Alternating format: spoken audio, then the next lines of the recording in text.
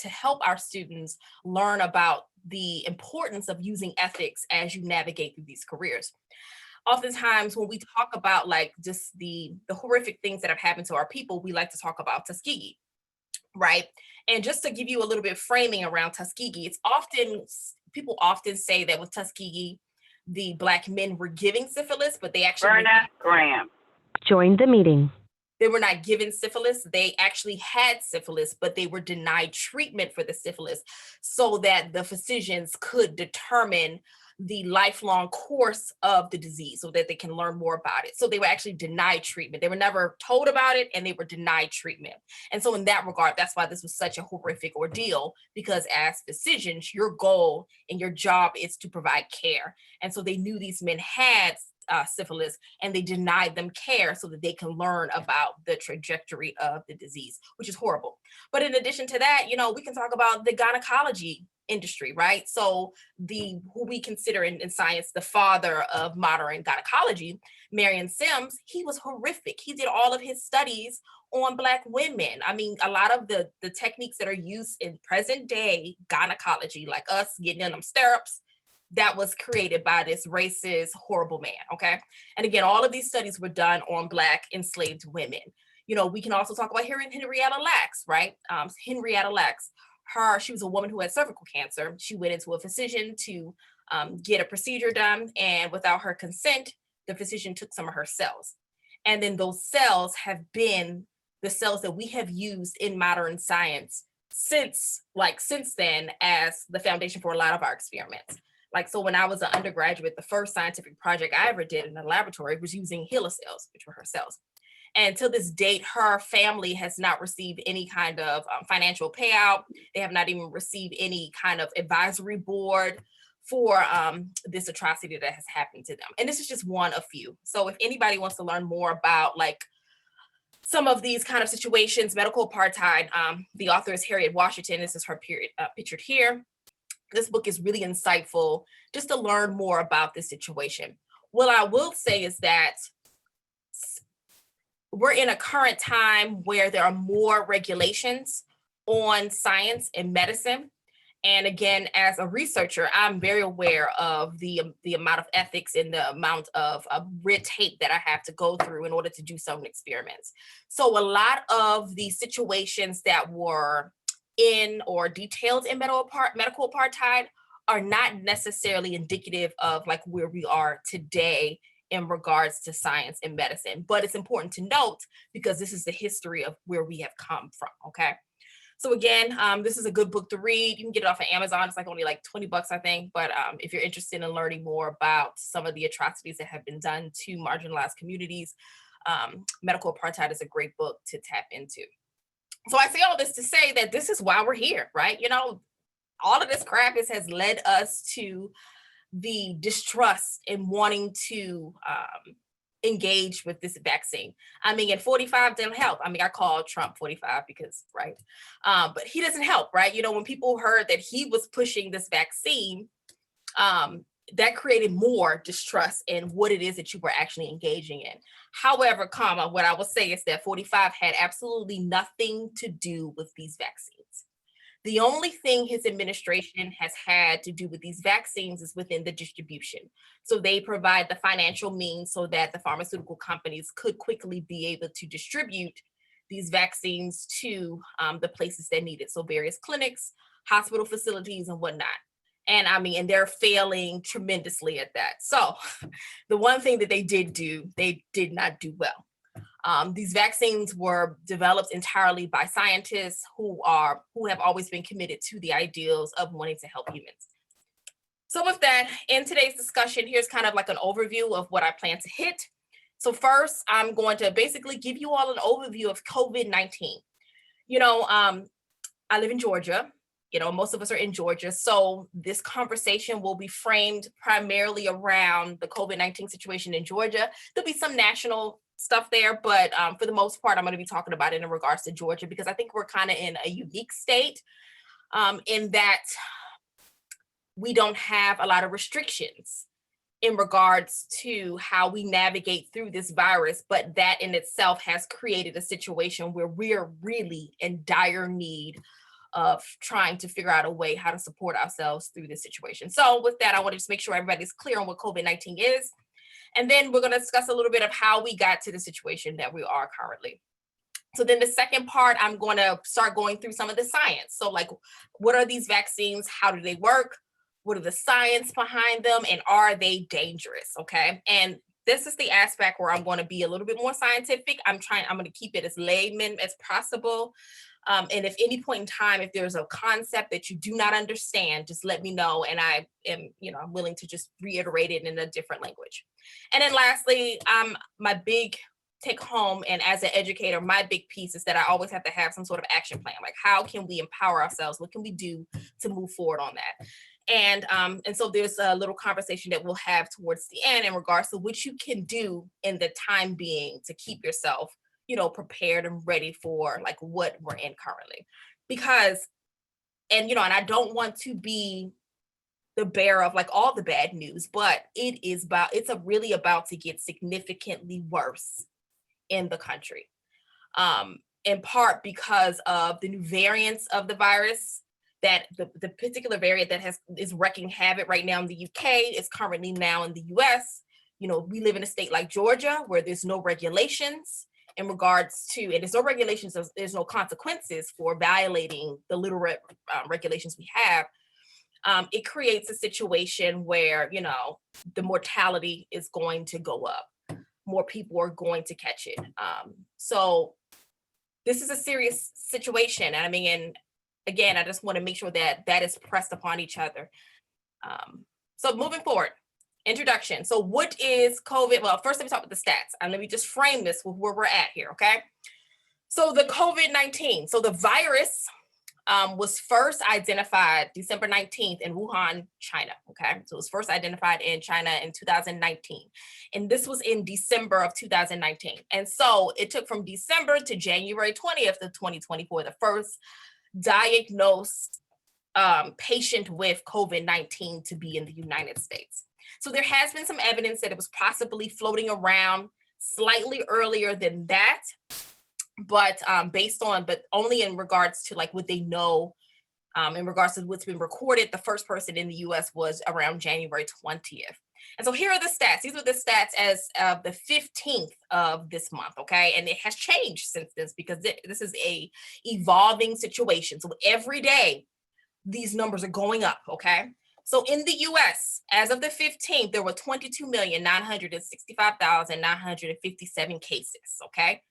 Total deaths, and this is actually different. As of yesterday, it was up to 400,000 deaths. So this is actually outdated now. It's up to 400,000 people have died thus far from this illness in the United States. In Georgia, there was 660,720 cases, and only 10,721 people have died. I don't want to minimize it by saying only, but that's the amount of people have died thus far in Georgia from this virus.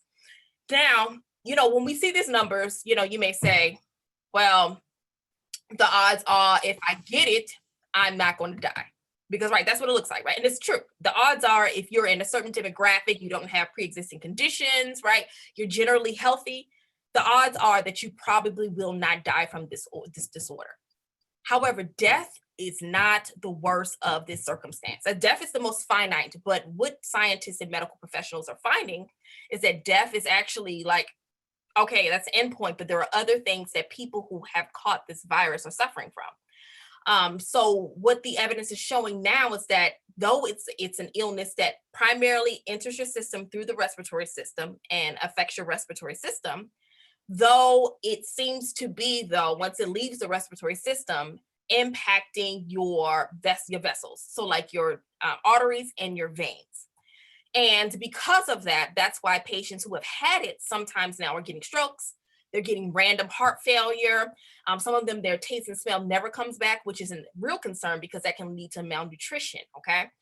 In addition to that, one of the things that as a neuroscience we have identified now is that the virus can actually cross the blood-brain barrier, which is basically a membrane that, I'm using general terms, but it's basically a membrane that filters what can come in and out of your brain.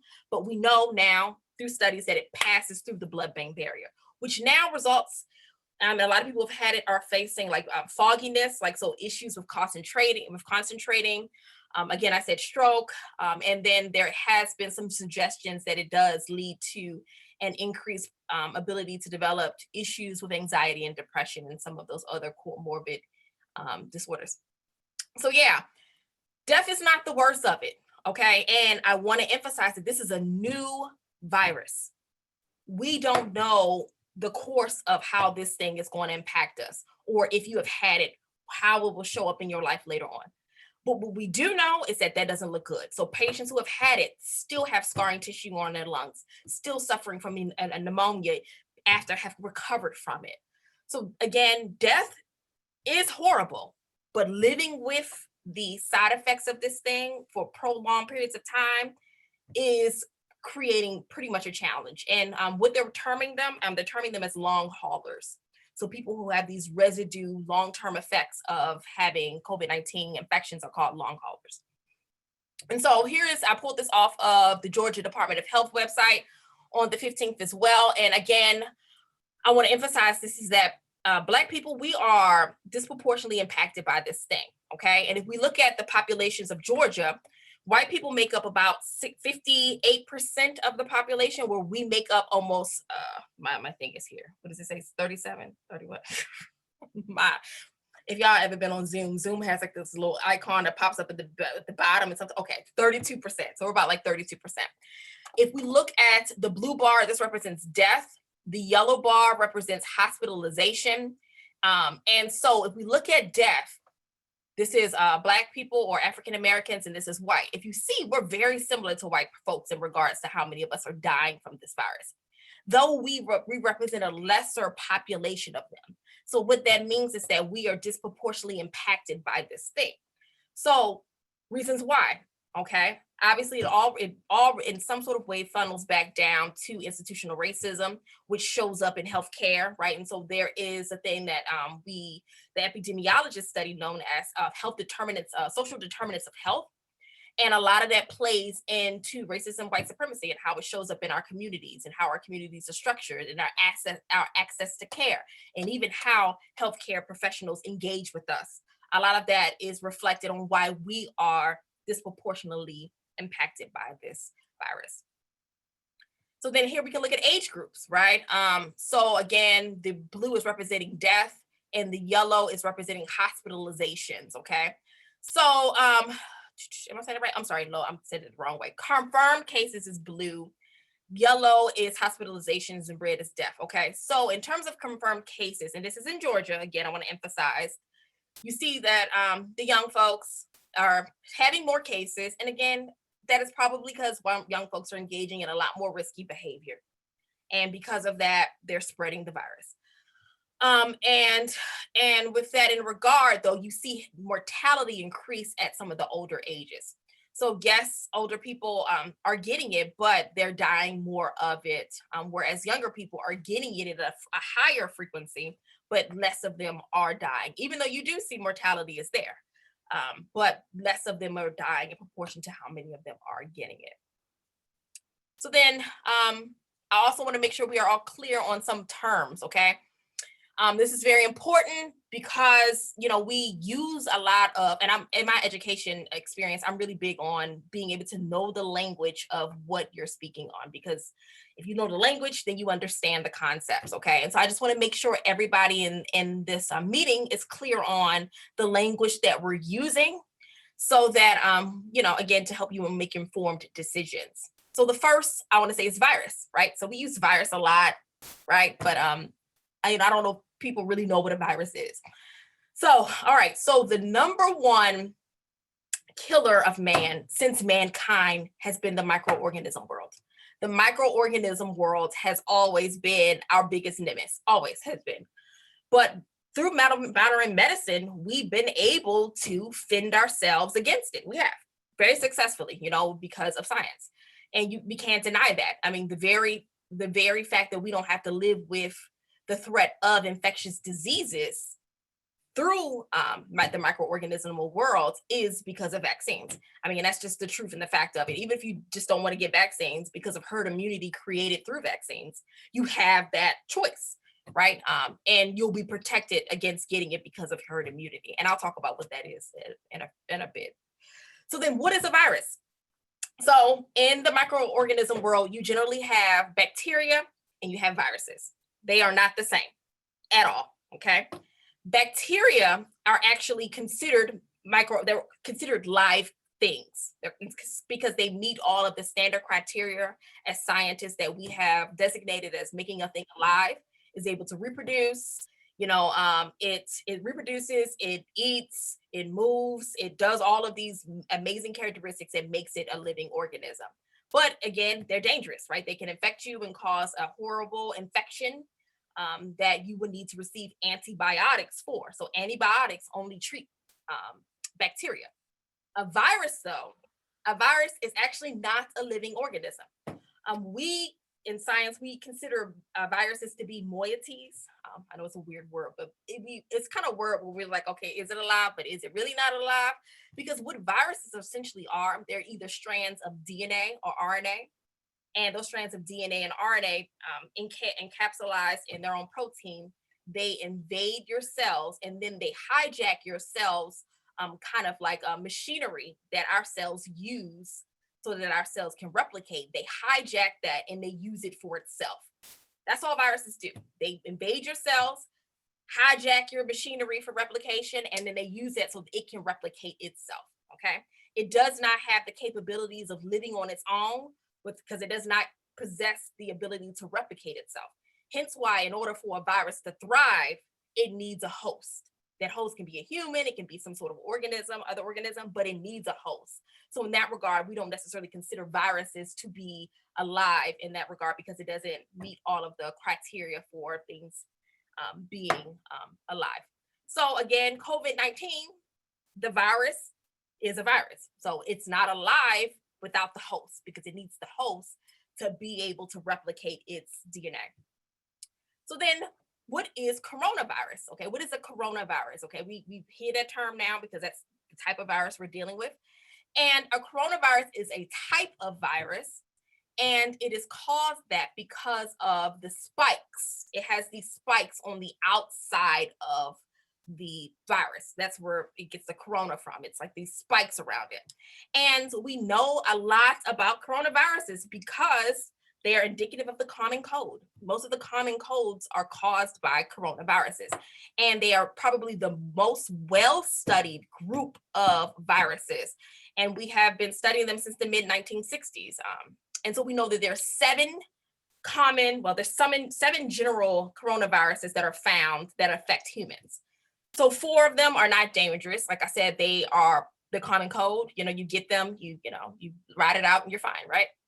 And even while you have it, most people don't even know they have a common cold, right? So they're normal. And I have a 3-year-old, so she always, especially when she was in daycare, she always had upper respiratory infections, which is a common cold. So, right, it's normal.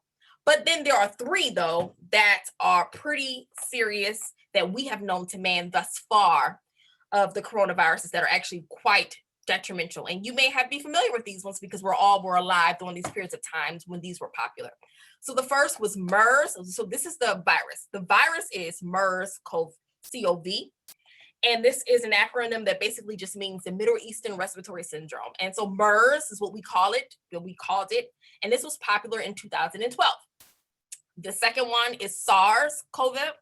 And this also is another acronym for Severe Acute Respiratory Syndrome, or SARS. This was popular in 2013, right? And you've all probably heard of these, right? They were really, when these viruses were floating around in our universe at a given point in time, there was a lot of panic and threat around those because, again, these were new viruses. They knew that they were respiratory illnesses, and they saw that they had very horrible detrimental effects to the persons that they impacted. But if you are able to get a hold on a virus or a pandemic situation very early on, you can alleviate it, and we won't be in a situation like we are now. But comes in where we are now. The SARS-CoV-2, which is the virus that causes COVID, okay, causes the coronavirus 19 or COVID-19. So COVID-19 means corona disease 19. So it's an acronym for that, okay? So again, these other 2 from 2012 and 3 also had the potential to be a pandemic. But again, we were able to get on top of that very quickly and get those situations under order. Whereas with this case, I mean, just speaking from the United States perspective, we did not have a pandemic team. We actually had 3 pandemic teams. One left, and these were all formed in 2012 after the Obama administration when he was dealing with the MERS situation. But when 45 got in office, one of the first things that he did was eliminate the pandemic team. So that kind of put us already at a situation where we were not prepared for this, okay? Even when there was warning from China that, hey, this thing is coming, we were not in a situation to be prepared for this. So this was really inevitable at some point in time, whether it was from this particular virus or some other virus, it was inevitable that we were going to be put in a situation where we're going to be facing a threat by a microorganism.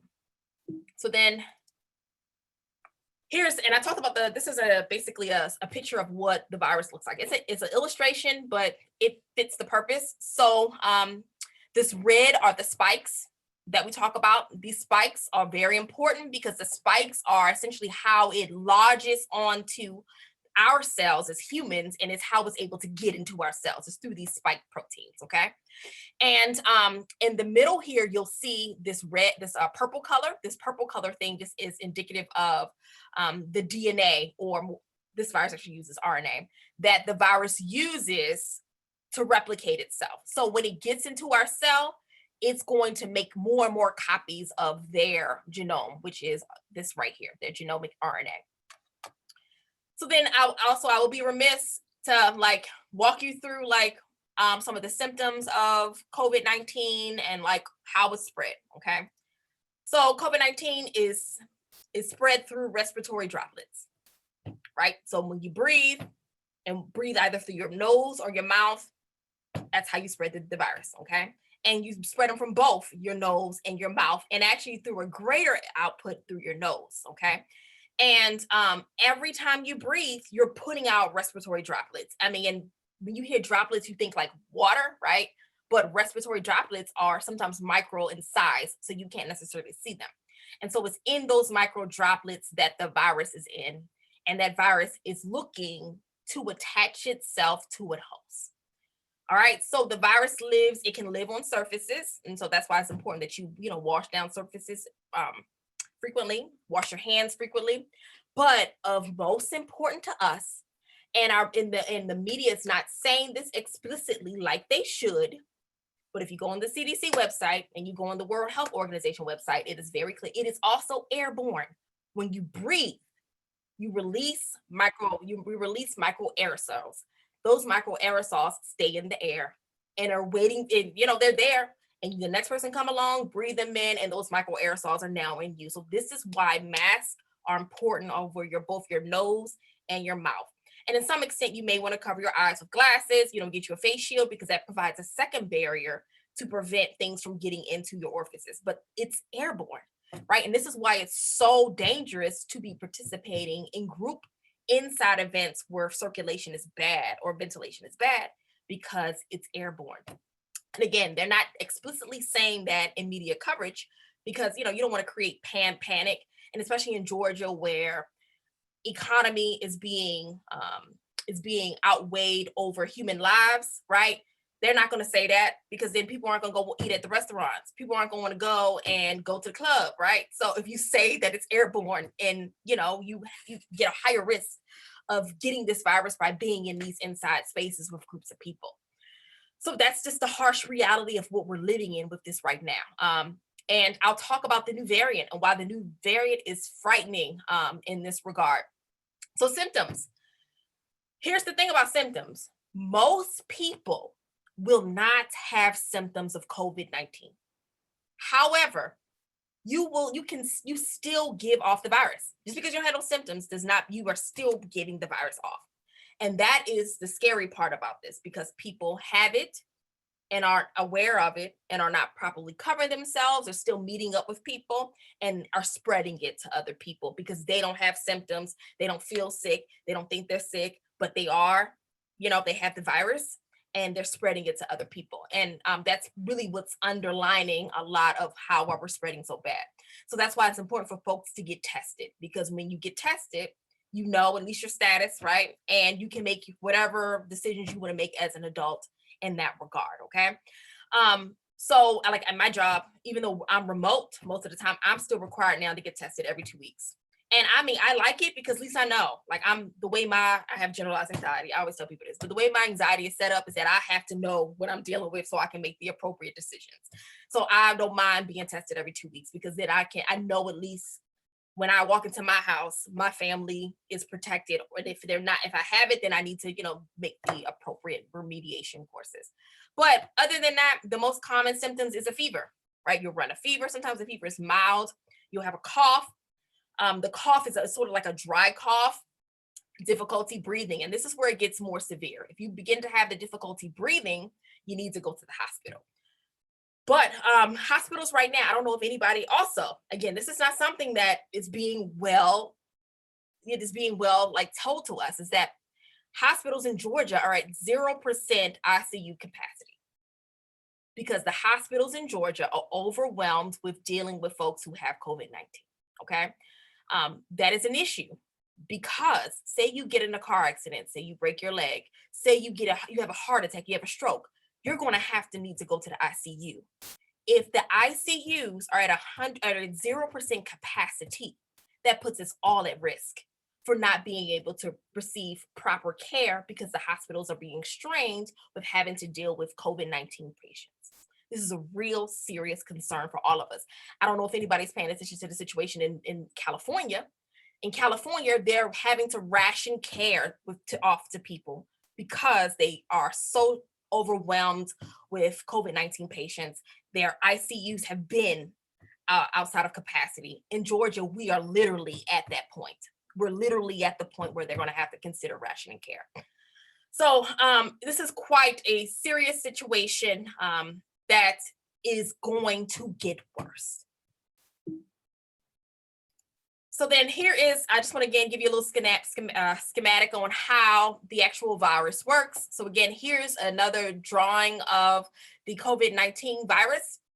You can see the spikes are indicated here by black, and here is their DNA or RNA more specifically is found within this core. So this represents a human cell, this little brown thing here. Our human cells, we have a specific receptor called the AC2 receptor, okay? This AC2 receptor is what the virus utilizes to lodge into our cells.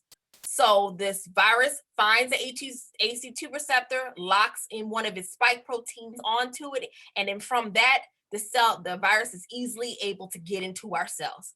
Once it gets into our cells, it starts replicating its RNA, and it does this until the cell actually bursts. And when it bursts, the viral particles are now exposed all into our body, and it just keeps doing that over and over and over and over again. And that's in part like why if anybody's ever had the flu, which is also a virus, sometimes you'll go for periods from chills to being feverish. That cyclic effect of that is essentially the virus replicating, then bursting. When it bursts, right, that's when you have the fever, and then it replicates, it bursts, and then that's when you have a fever spike. So that's sort of the process of how viruses work. So any questions at this point before I get into what the vaccines, how they work, and the science behind them? I don't have any in the chat. Okay, sweet. So again, if you do have any questions, just drop it in the chat or, throw a little hands up, and Sister Rita will be sure to answer them. So then some important concepts to note, okay? I want to make sure that the science is clear here because, this is a vaccine. It works by science. So the first thing is, what are vaccines, right? We talk about vaccines have been a topic of conversation for a long time, especially on social media, where there's a lot of information on like misinformation on vaccines. So vaccines are essentially tools that scientists use to exploit the natural capabilities of our immune system. That's essentially what they do. So our immune system, in general terms, we like to just refer to it as one thing, but actually the immune system is quite complex.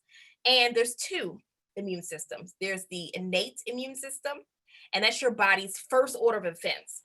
So whenever your body... Erna Graham, join the meeting. So whenever your body immediately comes in contact with, like, say, a virus or a pathogen or bacteria, your body's specialized cells that are designed to just to target and destroy these things are mounted. It's, I like to consider, like a little action video, right? They're in play. They're trying to fight your body's ability to move through whatever is trying to impact you. Okay, that's your innate immune system. But you also have the second immune system, which is your adaptive immune system. That's the immune system that's going to remember what pathogen you were exposed to and then develop the antibodies for it so that you can be able to always have a line of protection against that pathogen in the future. What vaccines do is they exploit the adaptive immunity. They put either attenuated or small fragments of some sort of pathogen into your body to mount an immune response so that your body can now then go to develop antibodies against what the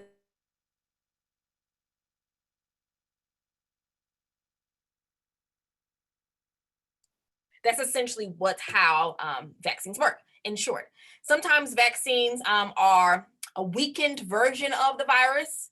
Sometimes they're just fragments of the virus that they're trying to treat you against. But the new vaccines for COVID-19 are actually a completely different mechanism, which is really cool. And it takes advantage of some natural things that our body does on its own. So at its core, all vaccines do is just hijack our system so that we're able to make antibodies. So they plug into that adaptive immune system. How effective are they? Extremely effective. Again, I noted earlier that without vaccines, we would not have herd immunity for against most of the major infectious diseases that impact our communities, right? So herd immunity basically, someone has a question? No, Sister Rita, can you mute whoever that is? So herd immunity is basically when the amount of people in a community who have been that has been vaccinated gets anywhere up to 60 to 70%. And so when the amount of people who have been vaccinated against a particular pathogen gets up to that percentage, it provides pretty much everybody in the community protection against the virus, regardless of whether or not you have been exposed to it or not. The next question I want to note is it better than natural immunity? So are vaccines better than natural immunity? And the answer to that is absolutely yes. The reason why, okay? So yes, I'm going to use COVID-19 as an example. So you get exposed to COVID-19, you get the virus, right? You get the disease from the virus. You heal up, right? And to some extent, your body may be able to make some natural antibodies to it, right?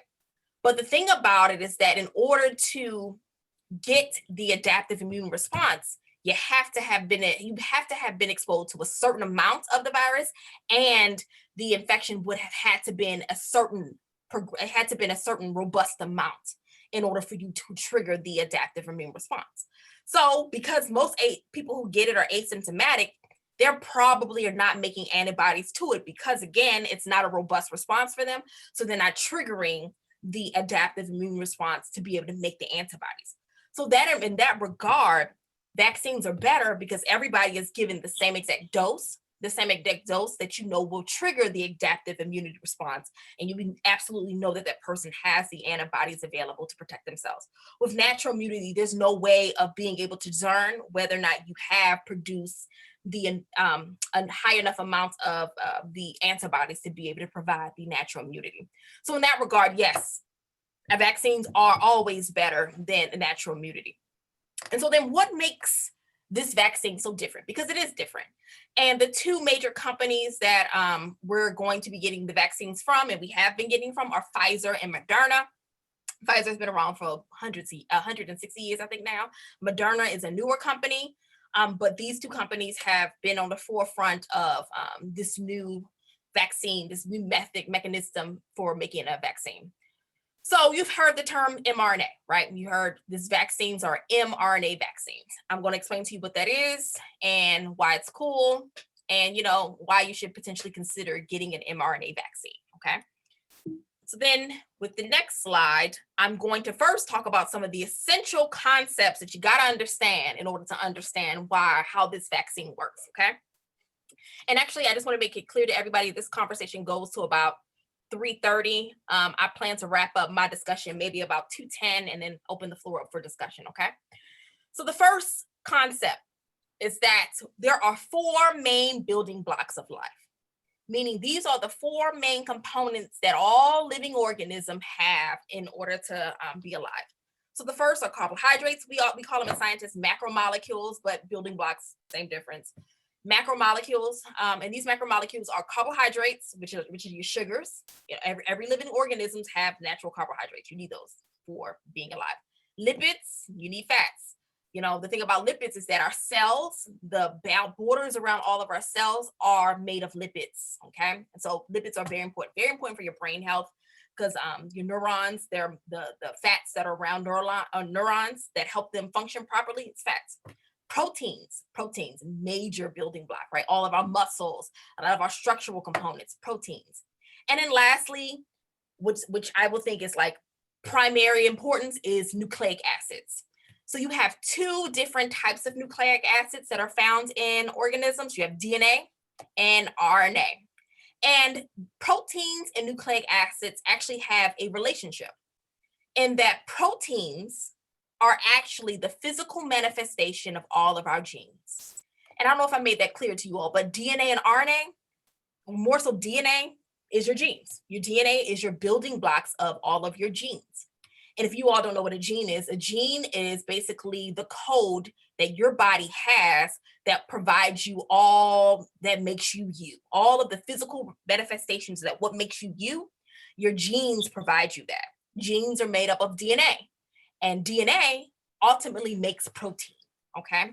So that's a core concept of that. So keep that in mind. All living things have to have carbohydrates, lipids, fats, and proteins and nucleic acids. So then the second concept that's very important for you to note is called the central dogma of molecular biology. Now, any of you who have ever taken biology, you've definitely heard of the central dogma. I'm not going to get into all the nuts and berries of the central dogma of molecular biology, but just know it is a very important core concept. And this core concept is how these vaccines work.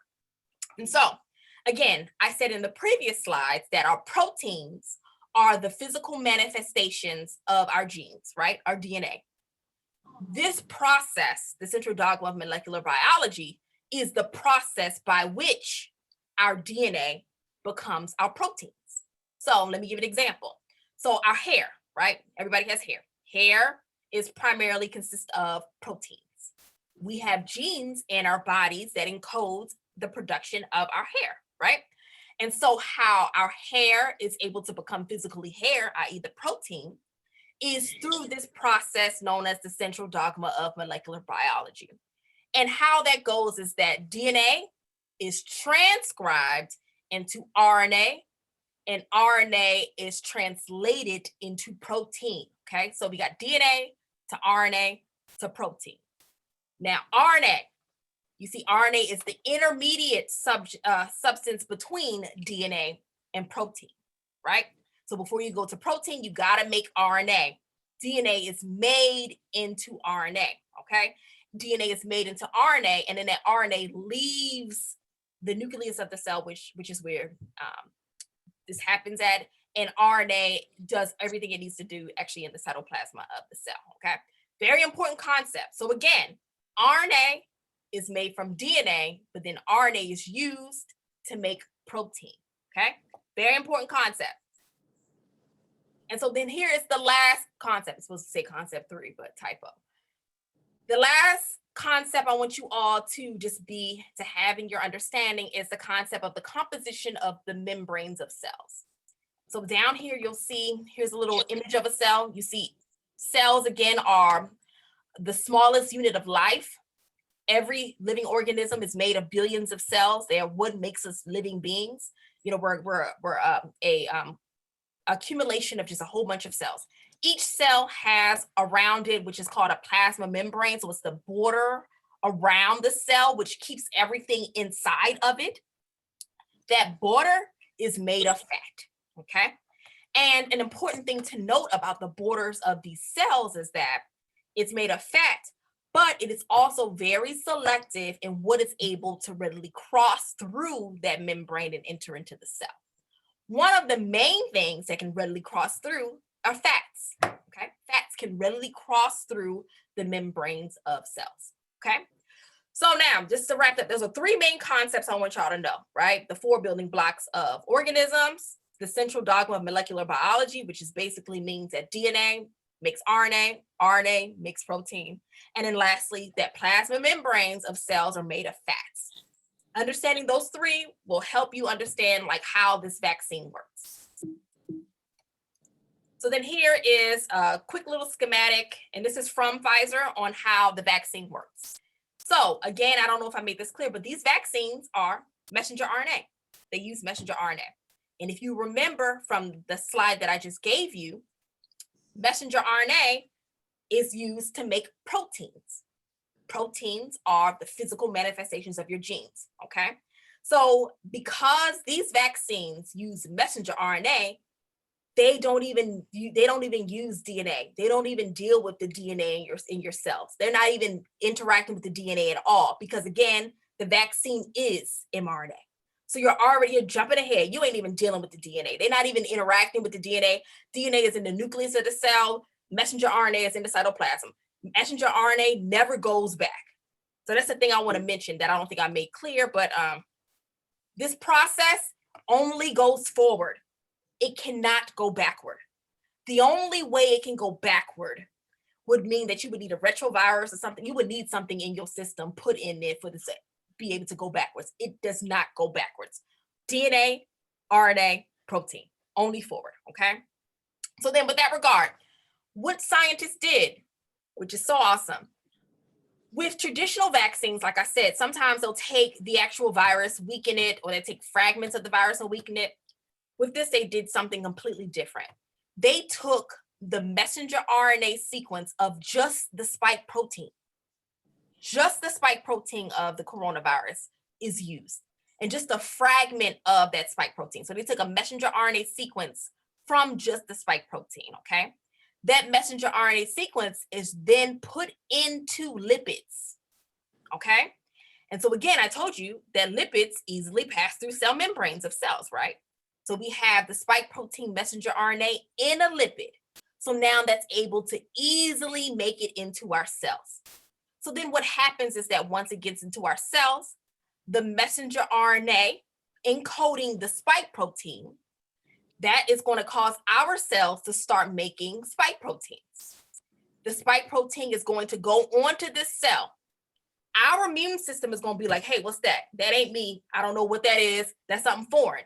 So then that's going to cause our immune cells to come in, attack the cell, right? Break it down because that's what immune cells do. They attack stuff that's foreign. And then that's going to trigger, obviously, the adaptive immune system to now begin to make antibodies towards the spike protein, okay? So to clarify this vaccine, all you're getting is the messenger RNA sequence of the spike protein. That's it, in fat. That's it. That's all this vaccine is, okay? You're not getting the whole virus. You're not getting any of the RNA that this virus has. All you're getting is the spike protein of this virus in a lipid, so it's able to easily move into our cells. And then once that messenger RNA gets into your cells, that RNA is going to be made into a protein. That protein obviously is going to be the spike protein because that's what then RNA encodes for. That's going to trigger our adaptive immune system to say, okay, this is bad. Let's make some antibodies for this so that we can remember it in the future, so that we ever come in contact with it, we have the antibodies ready and primed to attack it. So I'm going to pause for the cause right here. Anybody wants me to review anything? Was that clear? Do I need to refresh anybody or repeat anything in that regard? So I see something.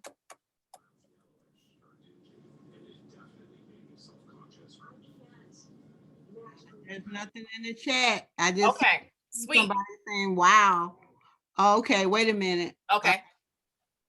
Gina says mRNA into a protein. How does it affect someone whose immune system has been compromised with cancer? Okay, that's a good question. And I'm going to talk about the considerations a little bit later, but just to give you a little insight, mRNA, so that's the process. mRNA gets converted into a protein. The protein gets the spike protein or whatnot. And as of now, it does not seem to be that persons with cancer has any of that adverse effects to the vaccine at all. Persons with cancer or who recovered from cancer were included in the clinical studies, and they reacted just quite fine. So there doesn't seem to be at this point in time a issue for getting the vaccine. But that was a very good question. Thank you. So then this is again, so there's about 4 vaccines out, well, not out, but that were developed thus far. Moderna and Pfizer are the only 2 that has been FDA approved, and they've been only FDA approved from people 16 to 17 up to older ages. They have not been approved for children, so children are not even considered in getting the vaccine at all because they were not part of the clinical study. So just to be mindful of that, children are not eligible for the vaccine. Only persons 16, 17 and above were included in the clinical studies. So Moderna and Pfizer, again, the only 2 FDA approved. Both of them uses RNA, messenger RNA, as the way in which they provide you protection. You have to get 2 doses of them to provide the full immunity. And which is remarkable, they saw a 95% efficacy of this, meaning that if you were to get the vaccine, there was a 95% chance that you were protected against getting COVID-19, which is the disease. And in addition to that, the 5% that did get COVID-19, they did not get severe cases of it. They did not have to be hospitalized. So, okay, so somebody said, what is your opinion about the 23 people? So yes, the 23, I'm aware about these 23 people, and we could talk about that a little bit later, but it seems to be a very isolated event that happened because it only occurred in Norway. It was only these 23 people. And at the same time, in science, there's a big situation. There's a big theory we have, whereas causation does not equal, well, correlation does not equal causation. Meaning that just because 2 things happen around the same time doesn't mean that those 2 things are related. Right now, it's not really clear what happened in that. But when I show you the larger numbers, you will understand why that really isn't a cause of major concern. One of the big issues with the virus, well, the vaccine, let me just pause on reading the comments. Rita, if you can just keep a note of them, and then I'll get to them once I get through some of the information. One of the big issues, though, with the vaccine is storage. It has to be in some of these colder conditions because fats begin to melt down at room temperatures, as well as the messenger RNAs really are not stable at room temperatures. So you have to keep it really, really cold in order for it to maintain itself. All right, so is it safe? Here's the clinical study. So this was actually one of the largest clinical studies to date, okay, with over 70,000 people between Moderna and Pfizer participating in it. And this is huge. Usually for clinical studies, you get about 300 people, 400 people, over 70,000 people actively said that they wanted to be involved in testing out this vaccine, which is phenomenal. I will note, though, for both Pfizer and Moderna, only 10% of the participants identify as being Black. I mean, that's no shocker, though, because, again, we don't trust the medical industry, so why would we go running towards getting injected with something that we don't know about, right? So, I mean, that's no shocker. But there's no reason to think that this wouldn't work the same way on us that it does on everybody else. There's no reason to assume that. Also important to note that we're currently in the phase 3 clinical trial, but the results were so promising, and that's why they sped it to already being used for general purposes because the results were clean. The phase 3 clinical trial is actually still ongoing. So these 70,000 people are still being monitored. They're going to be continuously monitored up to 22. And if at any point in time, those people present with anything, and also in the general population, if there's anything that comes up and it's a red flag, they will immediately pull it off the market. I mean, and that's generally how these things have been working. So again, no one at this point is a guinea pig, because actually at this point in the US, I think 22 million people have already been given the vaccine. So this is no longer an experiment, right? We actually know right at this point in time that at least transiently, this thing seems to be pretty safe. So again, this is pulled from the Pfizer clinical study. This is the actual paper. So if you want to pull this up on your own, the PDF is readily available. You can pull it from Google. It's readily available. And with that, in that regard, this is showing you exactly how many people in the Pfizer. Somebody please mute yourself, please. Thank you. And in regards to safety, only the major things that they saw with this is that some people had fevers, which is normal with a lot of vaccines. They had swelling at the area. There was a lot of discomfort. And that is also common with a lot of vaccines. And that is really just indicative of your immune system working. It's showing that all of the cells needed to fight an infection are merging to that site. And the immobility that happens with it, like when you have a shot and it hurts and you don't want to move it, it's like actually your body trying to protect you from moving it so that it can heal. So all of that is actually quite normal. And this was also, again, pulled from the Pfizer paper. This is just showing you the amount of efficacy over just with the first dose. So this red line here represents the individuals who were giving the vaccine. And this blue line represents the people who got the placebo. And this is the cumulative amount of incidence. So this is how many people got COVID-19 over this period of time after receiving the first dose.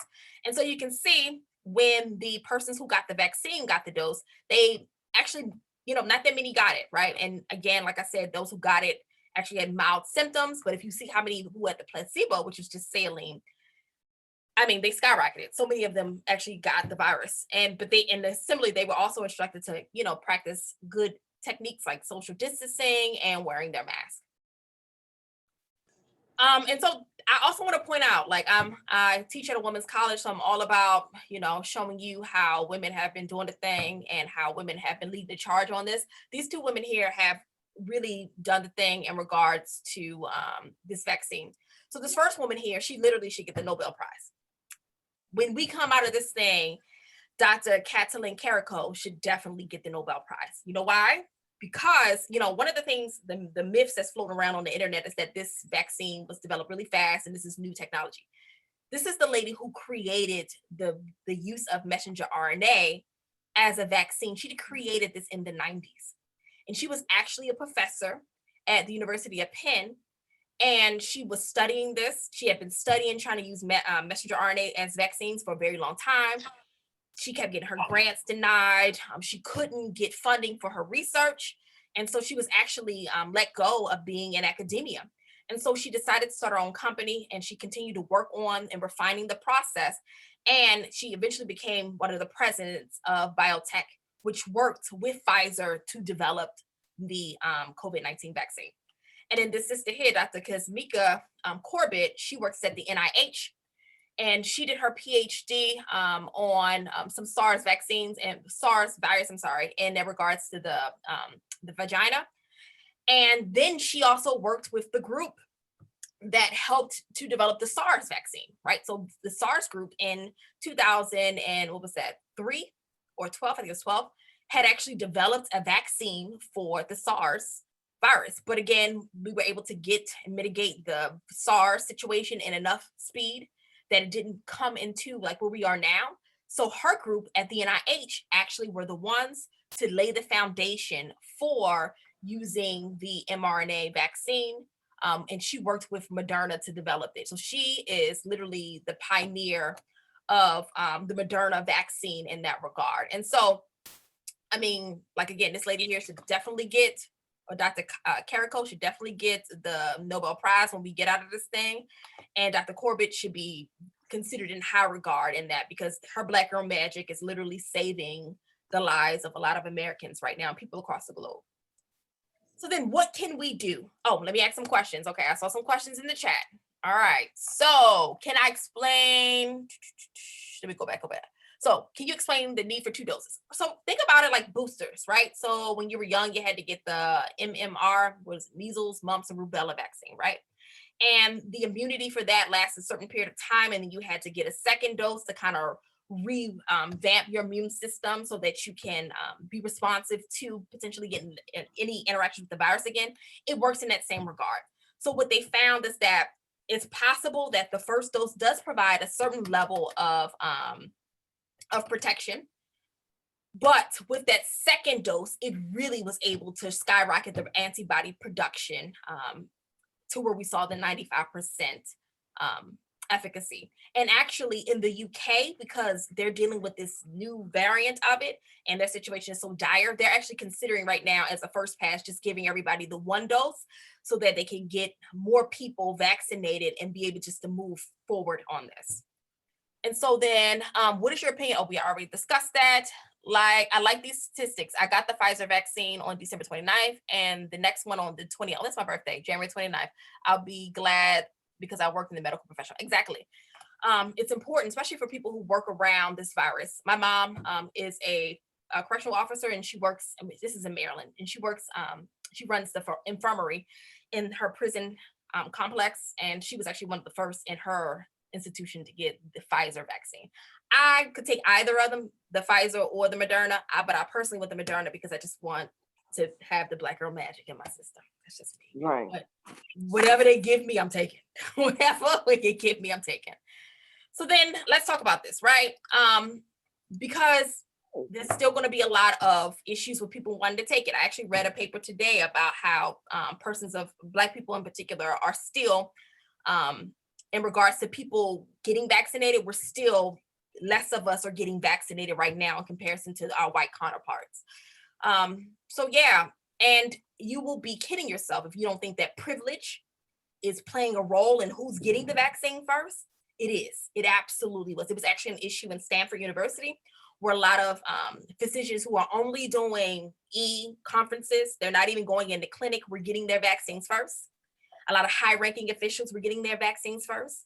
Where in Georgia, we don't even have an operational system for getting our system up and running. So,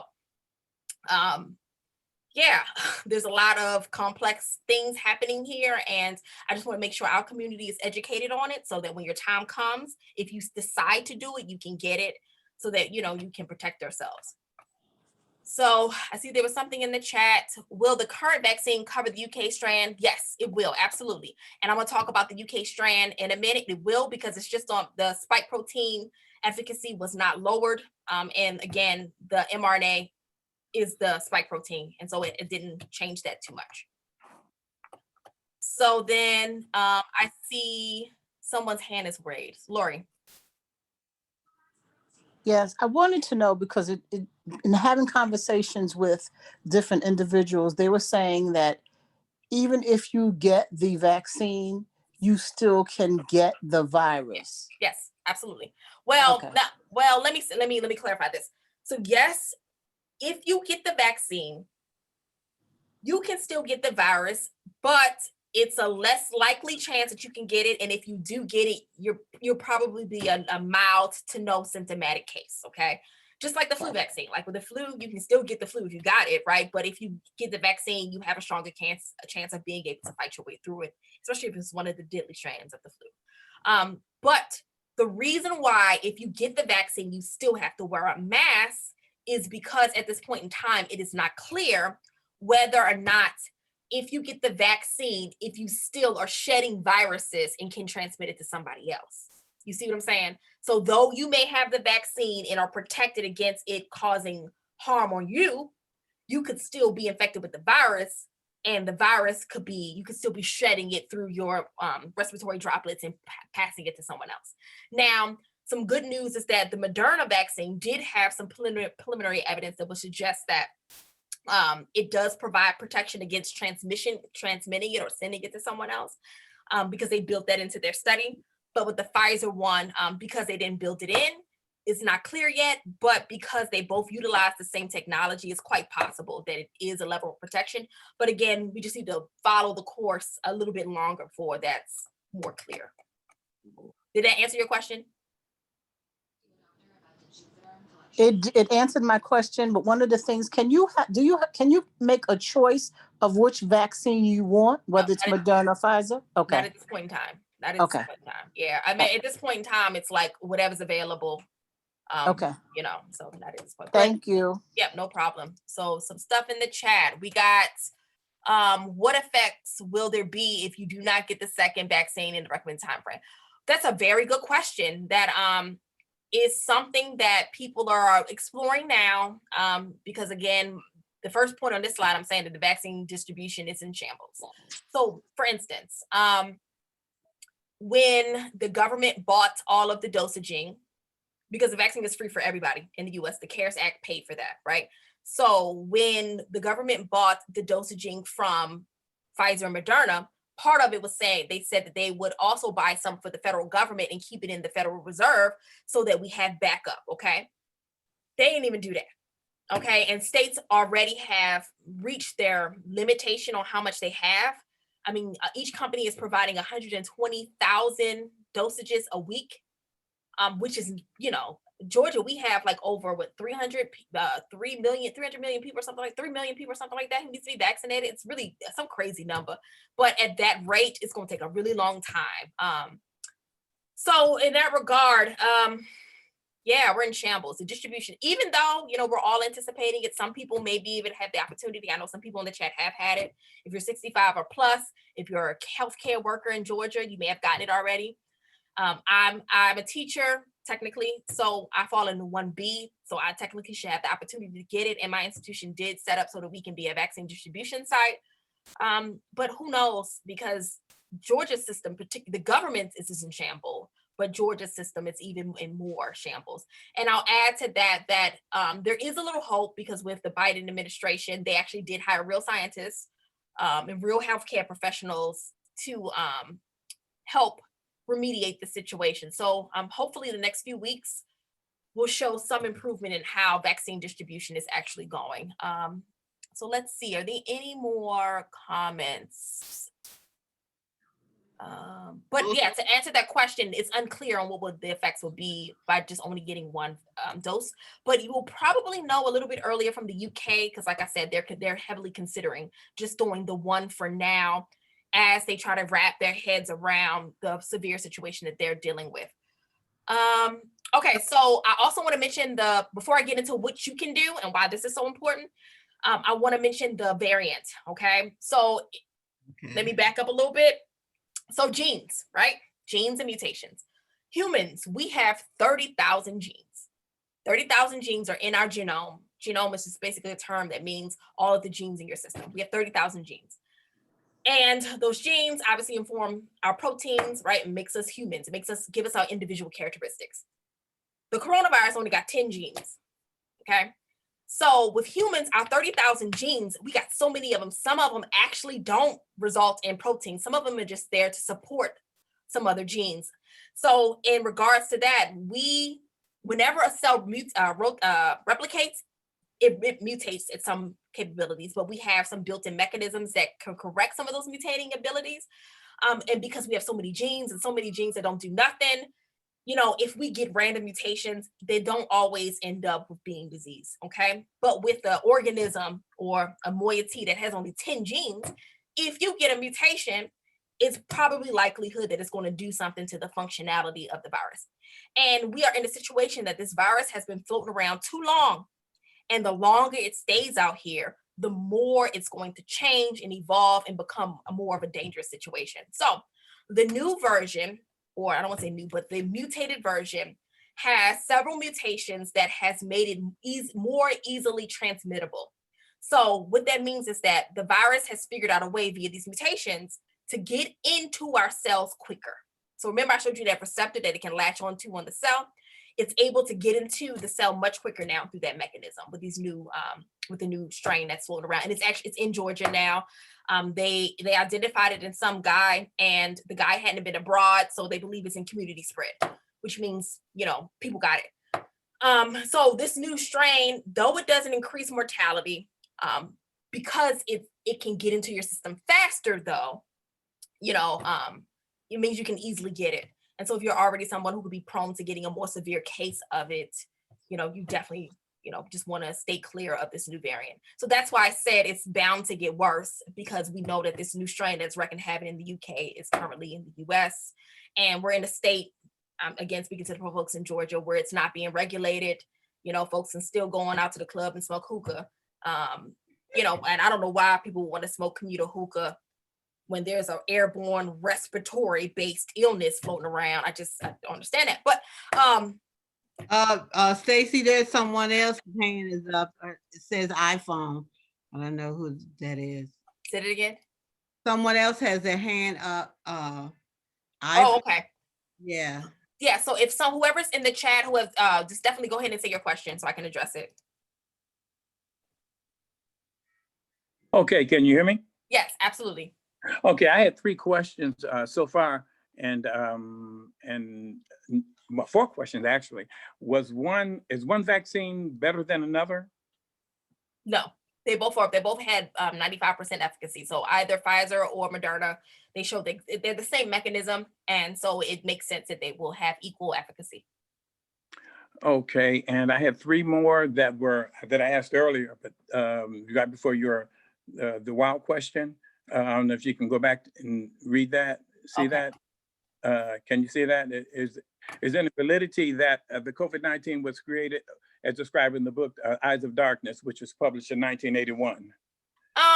No, I don't. So again, the microorganism world has always been the biggest threat to mankind. And because we have lived in a world where we have modern medicine, we have had the protection against it.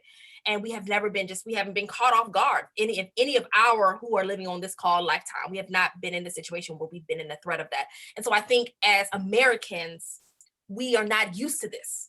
But you can go to any other country, developing country, where they have to deal with infectious diseases and they understand the severity of it. And that's in part why they're being able to manage it. So if you look in Africa, most of the countries in Africa are not dealing with this like we are, because again, they have dealt with infectious diseases and illnesses. They also are more communal in nature. Americans are not.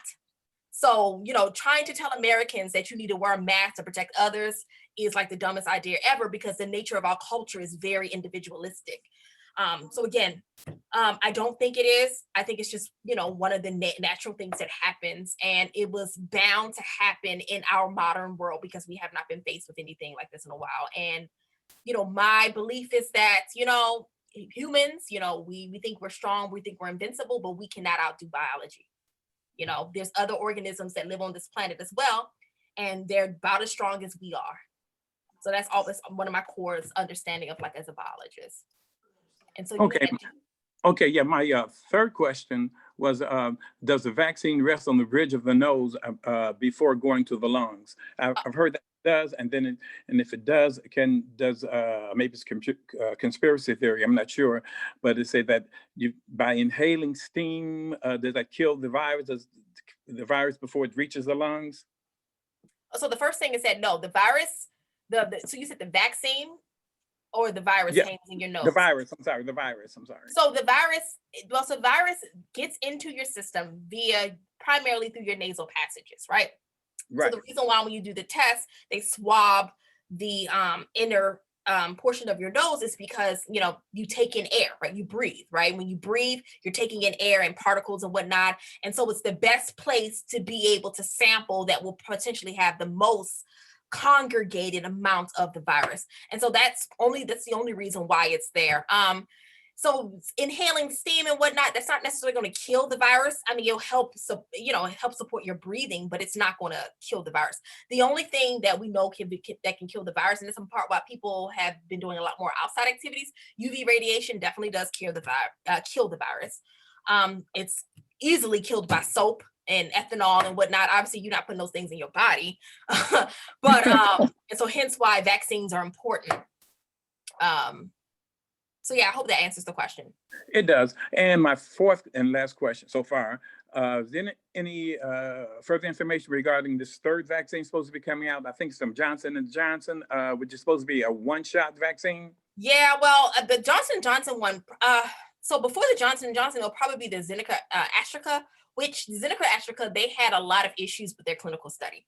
And so that's probably what's delaying that one the most. If anything, that one will probably be the one to be made more readily available because it does not require the vaccine to be refrigerized, which this one does, which makes it more complex.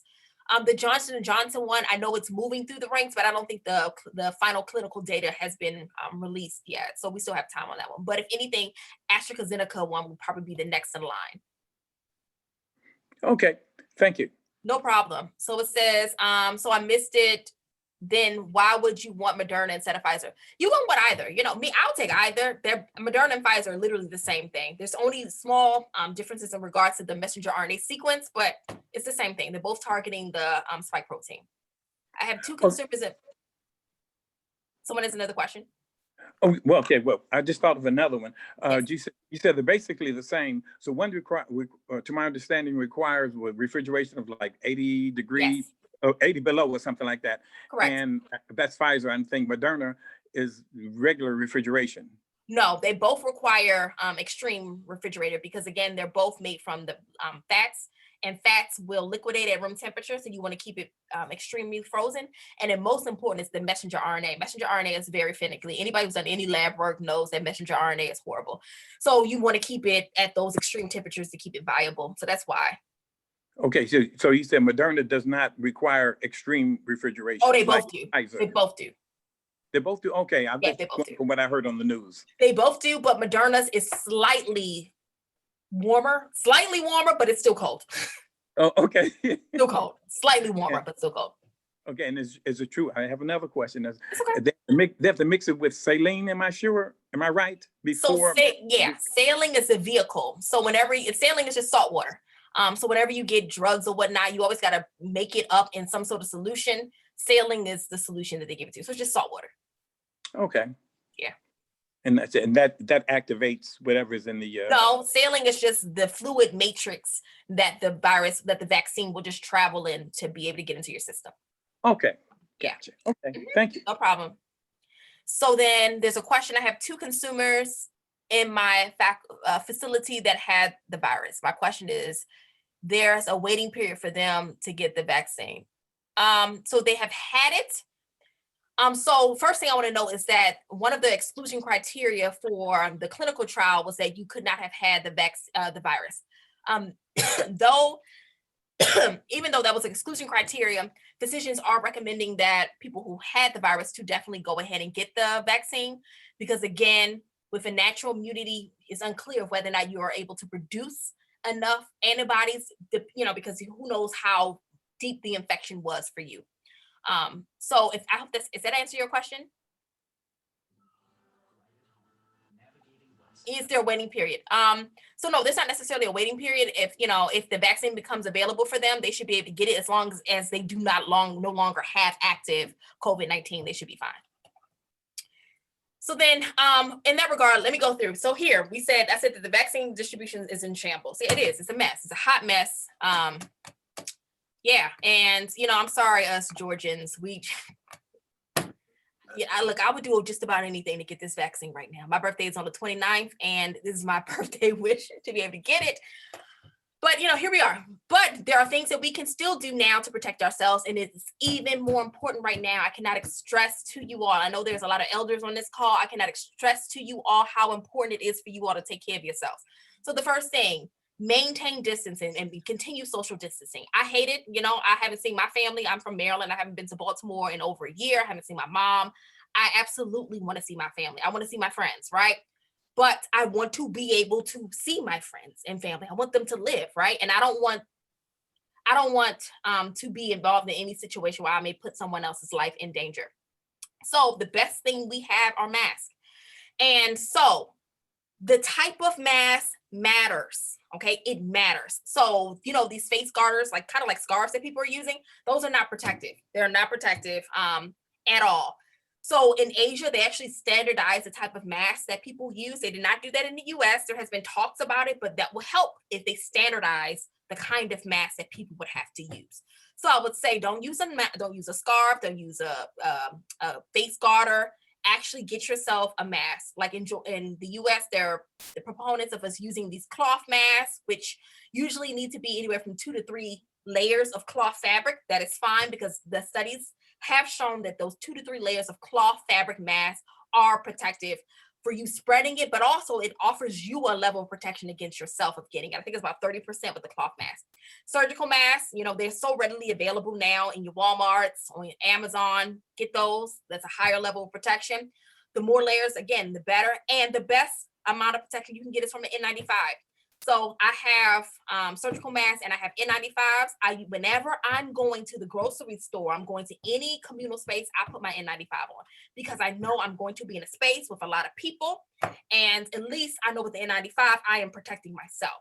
So I highly recommend that if this is something you're interested in, definitely consider it.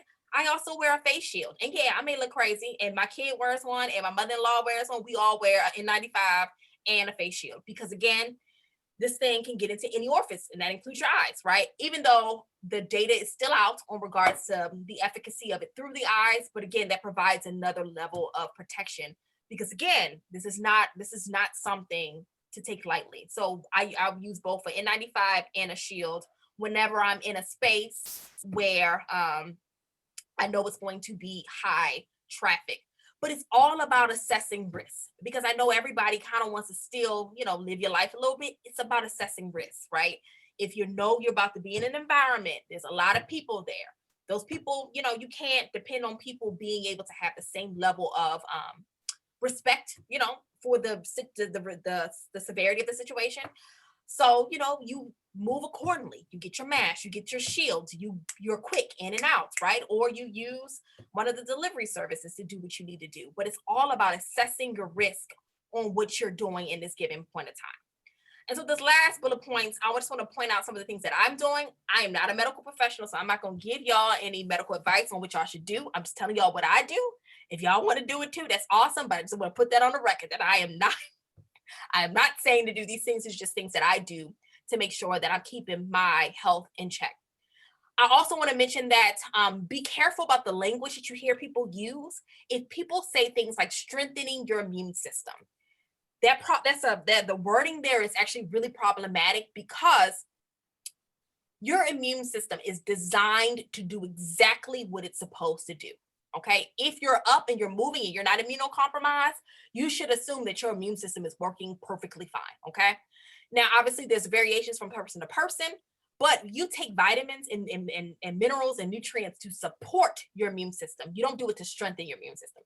Having a strong immune system, or that's actually a disease, the autoimmune disease is an overactive immune system. You don't want that, right? You want your immune system to be working in the way it should. So whenever you take supplements, you're supporting the natural functioning of it. So I just want to make sure people are clear therefore supporting your health. So obviously vitamin C is one of the long haul proponents of being able to support your immune system when dealing with infections.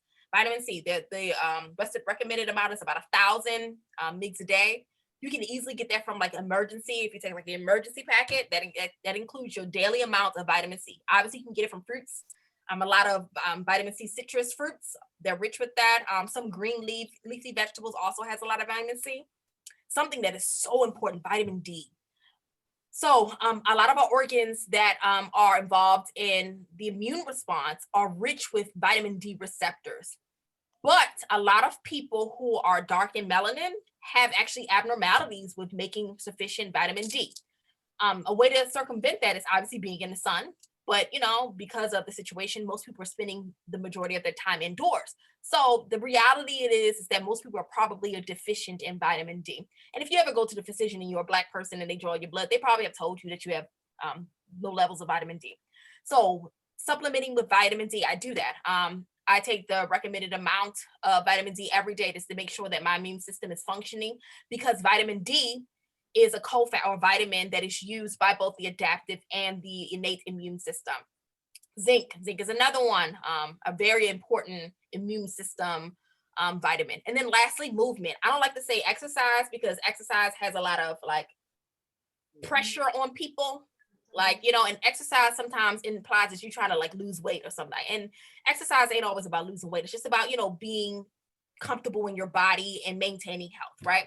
So movement, whether it's walking, throwing on a little DVD, dancing, but everybody should be just at least putting some movement on it, because movement and healthy movements help support your immune system. And so that it's, able to function in a normal way. But those are the ways that we can just continue to support ourselves. Obviously you can do elderberry. Elderberry is good. The clinical evidence on how much elderberry you need to provide actual immune protection is still out. But I'm always a proponent of, using herbal supplements. So elderberry, CMOS is really big right now.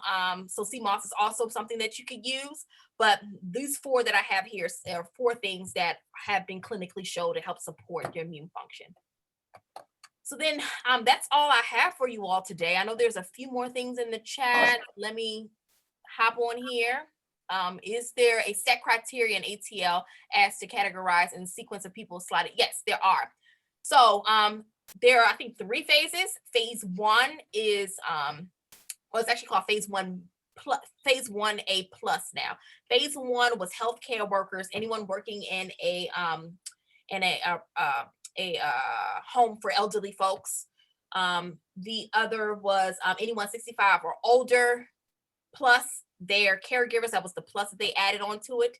So that was, and so for healthcare workers, it's actually a really broad term. So it's anybody who does anything in the clinical setting kind of falls under that. And then 1B will be essential workers. That includes anybody who works in any places that's deemed essential, including educators. I fall under that category. I believe they're including people with pre-existing conditions that make them more susceptible to getting the virus, also in B. And then 1C, I believe, will be just the general population. But again, we got some time, y'all. We got some time because they got to figure this out. It's a mess. So then,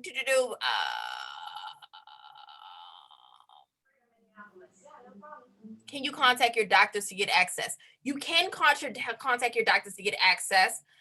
But if you're 65 or plus, you can get it via Publix and, oh my God, what's the other company? I think Publix and CVS have sign-ups on their website to be able to get it. But I just want to give everybody who is in that group heads up, it has been very hard for people to have access to it. If you have a primary care doctor, they should have information available for where their patients who fall in that category to get access to it. But yeah, it's some issues in regards to that. I do want to say, I think I missed that point before we adjourn. So like I said, there's about 22 million people have gotten the vaccine thus far in the US, and that obviously changes every day because we're continuously doing it. Out of the 22 million people thus far in the US who have been vaccinated, 29 of them had adverse effects. So, and those adverse effects have been anaphylactic shock. And these are people who have some sort of allergy to something. But again, it's all about risk, right? 22 million, only 24 people. You can do the ratio about in regards to like, what is your own risk in that regard to getting one of these severe outcomes. But again, this is still an in progress situation. It's being monitored all the way up until 2022, right? So if you don't feel comfortable now getting it, you can obviously wait, but you're going to be, make sure you're still practicing all these mitigation techniques. And we're going to have to be doing it anyway until we get to herd immunity, meaning 60% on up of us in our community getting it. So we're going to be wearing masks for the long haul. So keep mashing them to your cute outfits. So Laura has her hand up. Yes, go ahead. Absolutely. I would be remiss not to say from Atlanta grad that you are our Black girl magic and you rock. And I thank you so much for coming on and giving us the education that we need. And I just want to say thank you from the bottom of my heart. Y'all welcome. I mean, I was getting really frustrated with the amount of misinformation that's going on the internet, that, it's important that we educate our people and empower us to make our own decisions based on facts and not misinformation. And again, this is an evolving situation. We know as of now, there has not been any adverse side effects, but who knows what will happen in the future, but scientists are pretty confident that this thing looks good. 24 people anaphylactic shock. I think that's pretty promising. So then there was something else on here. Penicillin allergy. If you have a penicillin allergy, you should be fine with this vaccine. Does the vaccine contain animal or human RNA? No, the RNA that it contains is the RNA from the actual virus. It's the spike protein RNA. So it's the RNA from the spike protein of the COVID-19 virus. So there's nothing human in the virus.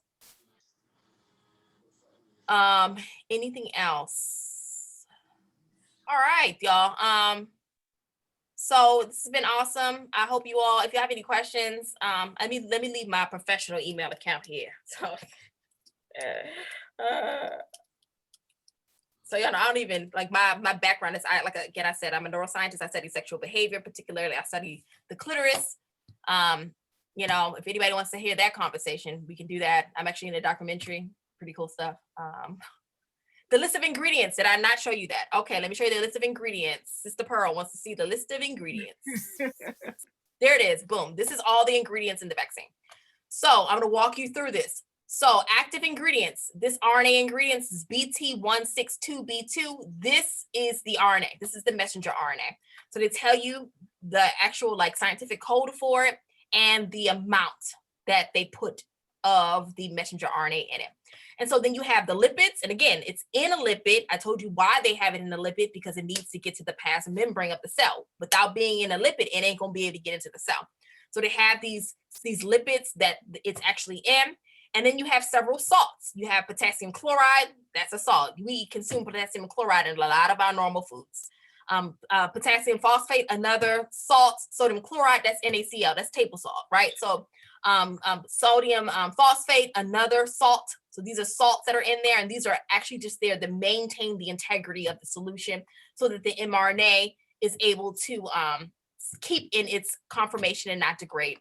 And then lastly, sucrose, which is a sugar. And that's there just to help to stabilize the messenger RNA so that it's not, so it doesn't degrade.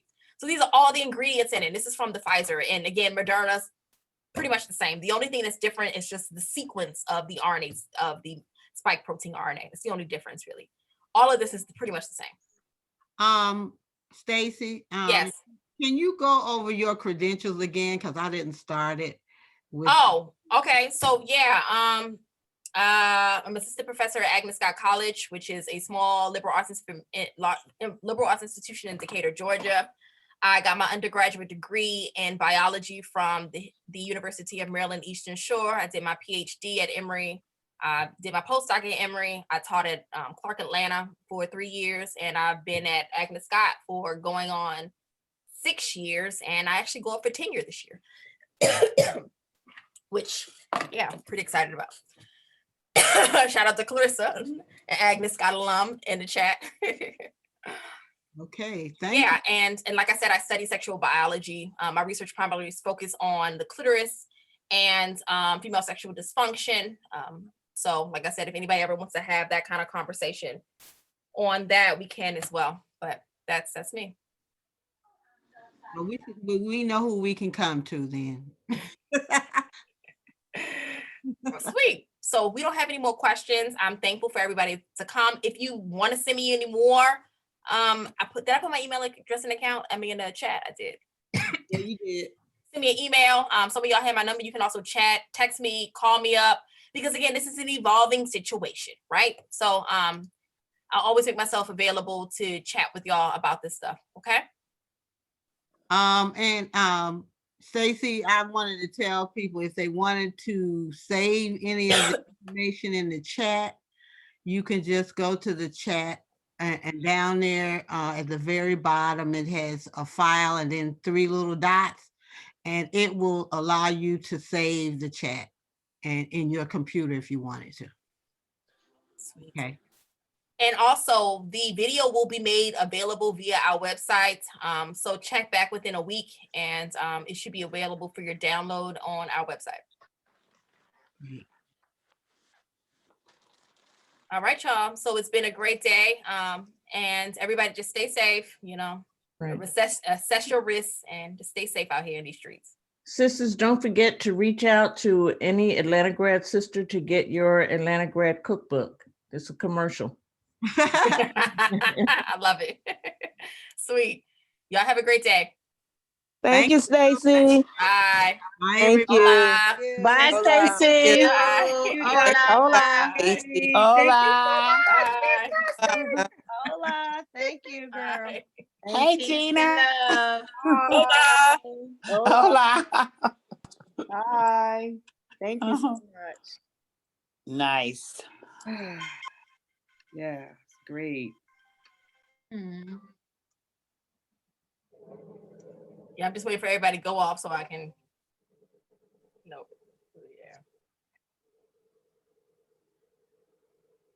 So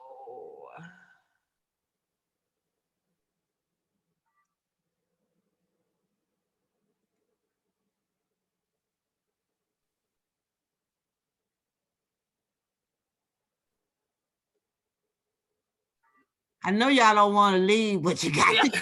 Oh, I'm Hold on. sorry. Hold on. We being kicked out the Zoom. I've been kicked out of better Zooms, okay? Okay. Oh, okay. All right. It was good seeing Love you, girl. y'all. Good seeing Okay. you. Bye-bye. All right, I'm gonna stop sharing and I'm gonna go ahead and end it because I think everybody's there. All right, Okay. y'all. Thank you.